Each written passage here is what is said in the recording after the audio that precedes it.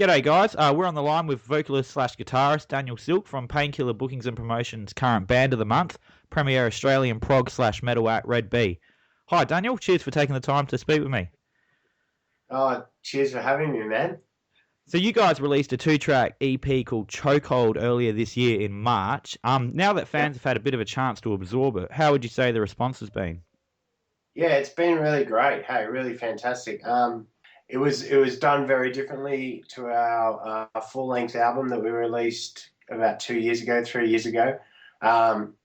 It's a fairly different sound. It's an all natural sound with no drum replacing or anything like that, or cutting and pasting. And it was just we really went for a different thing, a total natural sound. Yeah, and it was received really well. So you've been out on tour in support of the EP and recently even landed an international support with Caesar. How are the songs going down live? Yeah, good. They're a lot harder to play live. Like they're like the next. There are other songs that got down really good. So there's still, moments. We're still trying to sort of, what it's like. It's like we're still trying to get it all together. Like, you know what I mean? But don't get me wrong, it's sounding great. But yeah, it's still working out with it a little bit. So you guys live have one of the reputations as being one of the best live bands in Australia. What do you think it is about Red B that sets you apart from the rest? I really don't. I really can't answer that. I think it's just we do what comes naturally to our hearts. You know what I mean? And when we're going off live and going crazy, we're just that's just what we naturally do. Hey, and it's just like it's not fake or it's not anything. So maybe people connect with that, and the music we really we really work hard on the music and making sure that everything that we write and everything that we play makes us fucking feel good, so I reckon that could have something to do with it. And the band recently announced that you've begun work on your second full-length album. How's that coming along? Yeah, that's coming along really well, man. We've been writing heaps, so we're hoping we're gonna basically have a nice big pool of songs to choose from, and we're just it's good to have, because after we released Dictus, we were pretty much on the road for 3 years, really solid. And, some of our songs, they're not real easy to play. So you have to, when you're performing, you got to all the time keep on top of the set. You sort of, it's like exercise, I suppose. And it's good we've got till November off, and that's all we're doing is just creating. And it's so much fun, hey? And we're just sort of like anything that anyone comes up with, chuck it in and let's see. And we're all coming up with heaps of stuff. So, yeah, awesome, exciting, yeah. So what should fans expect from it? Will it be like a continuation from Chokehold or another evolution in your sound? Yeah, I don't know, man.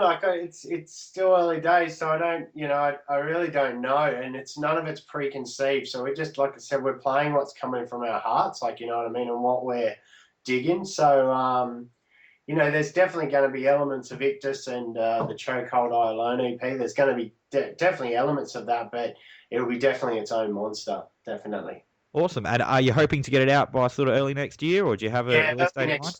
Early next year, but we're notorious for taking a long time in the studio. When we recorded Ictus, that went, I think, almost a year over. So we're going to try not to do that this time. Are you guys perfectionists? Is that the reason for that? That is the reason, yeah. It has to be perfect, man.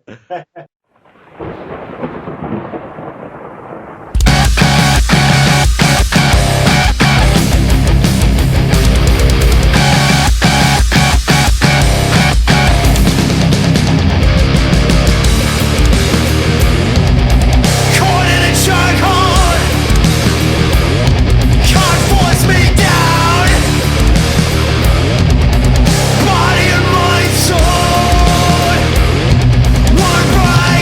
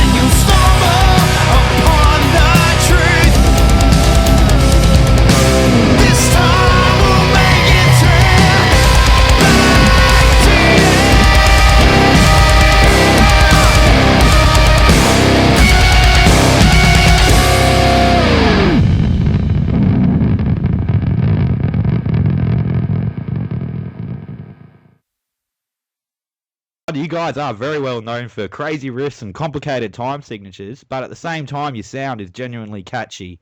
Um, Oh, cool. is striking that balance something that you set out to achieve when you're writing a song?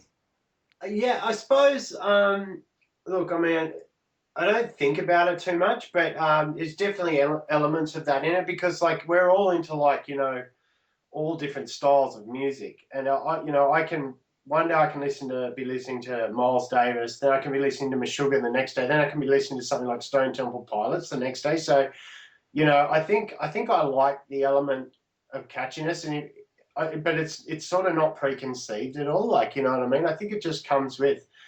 I like that sort of thing of having hooks in songs, but at the same time they're not preconceived hooks. Like, it just sort of crops up, and I think I like the idea of having crazy sort of music, and then sort of something that's sort of, but there's still continuity, and there's still something that people can sink their teeth into. Like, you know what I mean?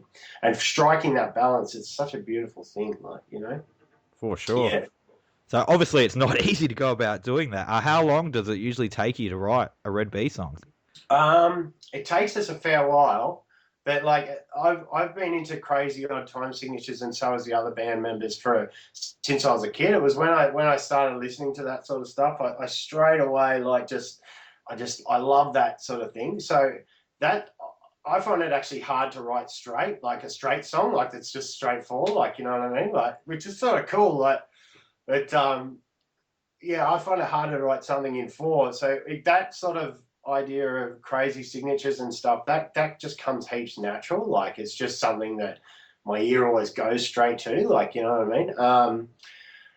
But in saying that, when we get in there, we do it. I mean, our drummer plays some seriously crazy stuff. Hey, like, you know what I mean? And, trying to work out the rhythms and stuff, and then, portray it over to people, like, over to the other band members. It takes some time, definitely. But we're trying different things this time, as in the recording process. Like, a lot of the time we'll get in a room and just hammer it out together. But this time we're also trying different things, like sort of getting in a room with a computer and then being able to map sort of stuff out, and then we go and learn it. So it's like we're trying all these different, things that we necessarily haven't done before, like, which I like. I must admit, I love just getting in a room and hammering it out together. But I feel sorry for the other guys in the band. If I come up with some sort of crazy old time riff, we'll spend 3 hours on like 2 seconds of song. But I love it. It's So you enjoy the challenge of recording and writing an album, then? oh Clearly. yeah, I love it, man. It's the best. I love it. I can't, it's what I live for. For sure. Yeah. And so just to finish up, obviously you'll be writing the album to November. Do you have any plans for the rest of the year? Then we've got a few shows coming up, and hopefully we've put a few submissions in for different international supports. But we're going to stay fairly quiet now until we get this album up. But yeah, we're doing, I think, a show with King Parrot in the mountains. Then we're off to Newcastle, and then we've got a couple of ones after that. And then over Christmas, I think we'll be talking about studios, and hopefully we're sort of well into that area by then. Just have to wait and see. Absolutely awesome. Well, thank you very much for your time, Daniel, and for being Painkiller. Thank you. Okay, no. Thanks to Painkiller Bookings and Promotions for supporting Aussie music. It means the world to us, man. Oh, great. Oh, well, you guys releasing this stuff means the world to us. So yeah, thank you very much. And good luck with everything. And I can't wait to hear the new album. Yeah, thanks, brother. I can't wait to talk to you again sometime soon. On the tree.